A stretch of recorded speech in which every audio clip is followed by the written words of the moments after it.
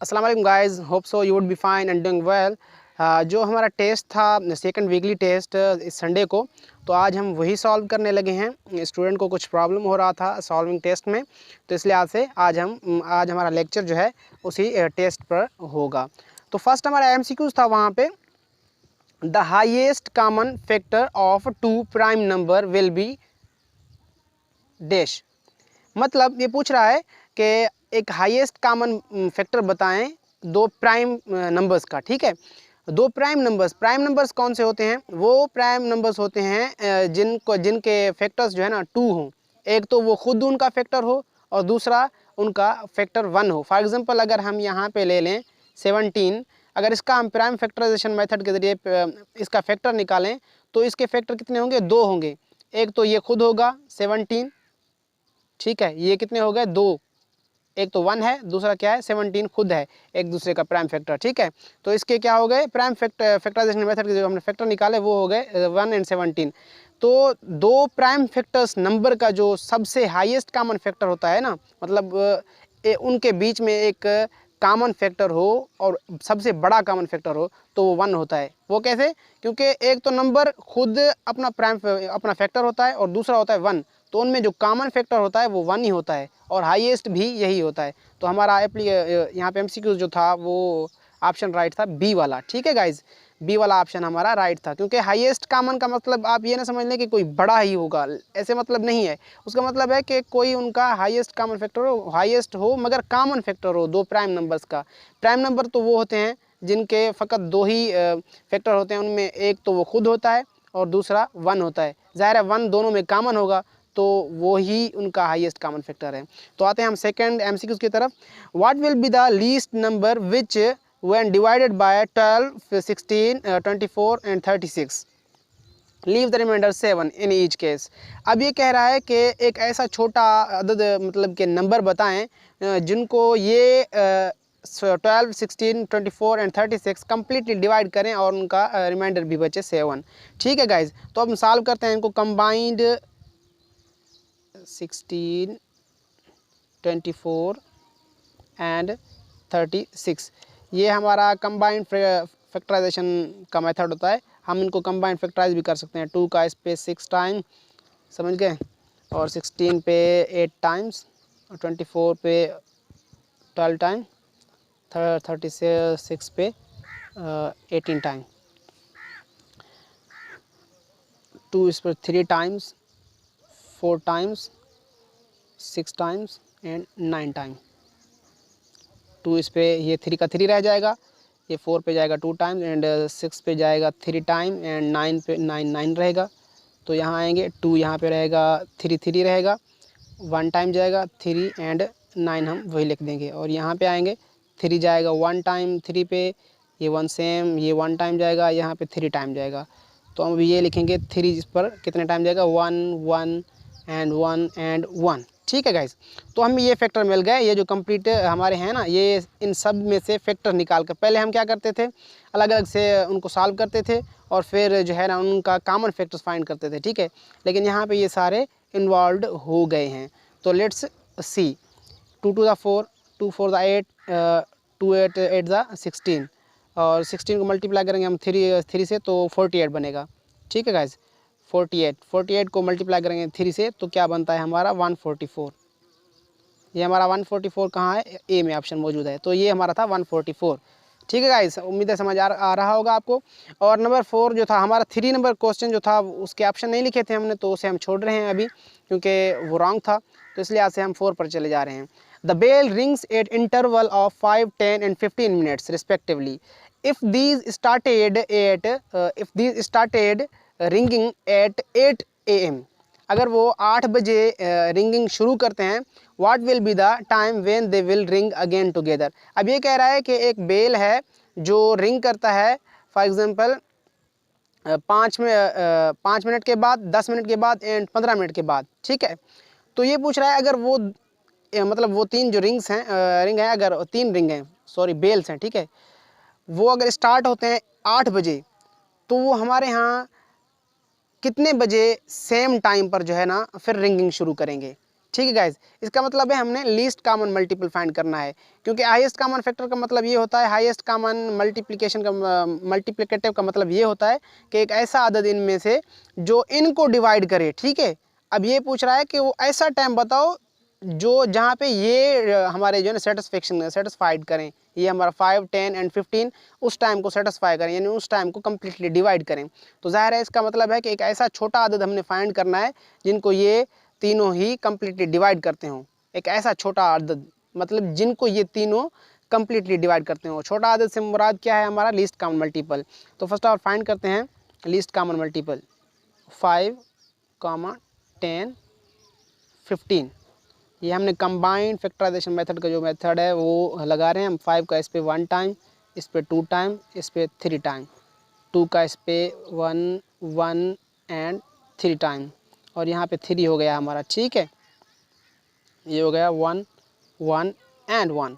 अब ये देखें 5 to the 10 एंड 10 3 ज़ा 30, मतलब आफ्टर द 30 मिनट्स 30 मिनट के बाद जो है ना वो फिर क्या होगा, सेम टाइम पर वो मतलब कि रिंगिंग शुरू करेंगे। ठीक है गाइज, तो अब ये देखते हैं शुरू कब हुए थे। शुरू हुए थे 8 बजे, 8 बजे वो शुरू हो रहे हैं। तो 30 मिनट के बाद जाहिर है 8:20 पे नहीं जाएगा, मिनट पे नहीं, 8:30 मिनट्स पर, मतलब 30 मिनट बाद वो सेम ही एक दूसरे के साथ रिंगिंग शुरू करेंगे। तो अब हमारे यहाँ क्वेश्चन नंबर 6 है कि a certain number of student can be arrange in a group of 3, 4, 6 and 8, will no student left behind. मतलब ये पूछ रहा है, ये कह रहा है कि हमारे यहाँ जो एक स्टूडेंट का सर्टेन नंबर है, ठीक है, एक नंबर है स्टूडेंट्स का, ठीक है, जो ग्रुप में डिवाइड हो सकता है 3 के, 4 के, 6 के एंड 8 के, और उनके पीछे कोई रिमाइंडर नहीं बचेगा, मतलब उनके पीछे कोई स्टूडेंट नहीं रहेगा। What will be the number of student, ये पूछ रहा है कि वो नंबर कौन सा है ये बताएं। ठीक है, इसका मतलब है ज़ाहिर है हमने क्या फाइंड करना है, लीस्ट कॉमन मल्टीपल फाइंड करना है, यानी एलसीएम फाइंड करनी है। एलसीएम हम फाइंड कर लेते हैं फर्स्ट, तो हमें खुद ब खुद पता चल जाएगा कि वो नंबर कौन सा है। यहाँ पे 2 का जाएगा, ये 3 सेम रहेगा, 2 का जाएगा 2 टाइम्स एंड इस पे जाएगा 3 टाइम्स एंड इस पे जाएगा 4 टाइम्स। अब इस पे 2 का जाएगा 3 सेम रहेगा हमारा, 2 का जाएगा 1 टाइम, फिर 3 सेम रहेगा, ये 2 का जाएगा 2 टाइम, और ये 2 आएगा, फिर ये 3 सेम 1, 3 एंड 1 टाइम। अब 3 का ऑल ओवर पे 1 टाइम जाएगा, 1 टाइम। अब ये देखते हैं 2 to the 4, 2 4 the 8, 8 multiply by 3 equals to what, 24। इसका मतलब है हमारा जो नंबर था सर्टेन नंबर स्टूडेंट का वो था 24, जो हमारा बी ऑप्शन में पड़ा है, बी ऑप्शन हमारा करेक्ट है। अब हम चलते हैं 7 की तरफ। What will be the ratio of Nadia and Sadia's income if Nadia has RS 300 and Sadia has RS 900, so what will be the ratio, find ratio. ठीक है गाइज, हमें रेशो फाइंड करना है। अब ये देखना है कि हमारे यहाँ ऑप्शन कौन से हैं, और फाइंड क्या करना है, नादिया एंड सादिया का रेशो। अब ये देख लें, यूँ लिखते हैं नादिया एंड सादिया। ठीक है, नादिया की अमाउंट कितनी थी 300 एंड सादिया की अमाउंट कितनी थी 900। तो सिंपली हम इसे इस टाइप में फ्रैक्शन में भी लिखते हैं 300 डिवाइड बाय 900। ये कट ऑफ हो जाएंगे, जो हमारे ज़ीरोज़ पड़े हुए हैं, तो ये हो गए कट ऑफ, और 3 का इस पर कितने जाएगा 1/3 बचेगा। ठीक है, तो ये 2 कट ऑफ हो गए, तो इस पर टेबल कितना जाएगा 1:3। क्या हमारा 1:3 कहीं पड़ा हुआ है?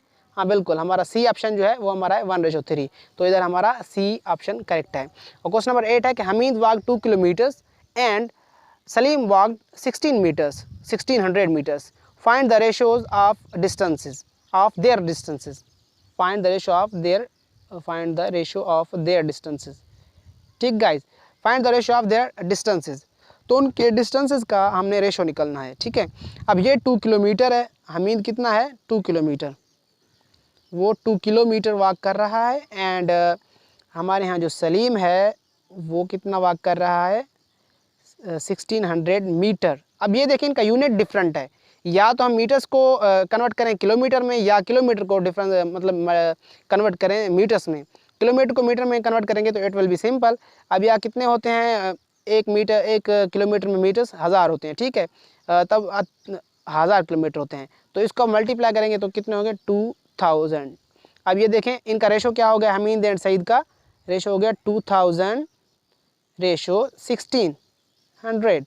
तो अब इनका रेशो इस तरीके से बनेगा, क्योंकि ये हमीद की अमाउंट है एंड ये सईद की अमाउंट है। ये लिख देते हैं एच हमीद, सॉरी अमाउंट नहीं है, ये डिस्टेंस उन्होंने कवर किया है, जो ये हमीद ने डिस्टेंस कवर किया है, ये और सलीम ने डिस्टेंस कवर किया है। अब ये देखते हैं कि ये जैसे कि हम लिखते हैं इसको कि फ्रैक्शन में अगर लिखें तो ये इनके जो हमारे जीरोज़ हैं वो कट ऑफ हो जाएंगे, क्योंकि हमने सिंपलेस्ट रेशो फाइंड करना है। तो ये कट ऑफ हो गए और 20 एंड 16 पे 5 का टेबल कितना जाएगा 20 पर 5 टाइम एंड 16 पे कितना जाएगा 4 टाइम। और इसको हम सिंपलेस्ट नहीं बना सकते इस रेशो को, ठीक है गाइज। क्या एक ऐसा ऑप्शन हमारा पड़ा हुआ है 5 रेशो 4 कहीं पड़ा हुआ है, देखते हैं 5 रेशो 4, हाँ ये हमारा ऑप्शन पड़ा हुआ है डी में। तो हमारा ये ऑप्शन यही करेक्ट था और हमारी ये यूँ कहें कि जो उनका रेशो निकला है उनके डिस्टेंसेस का वो 5/4 है, ठीक है गाइज।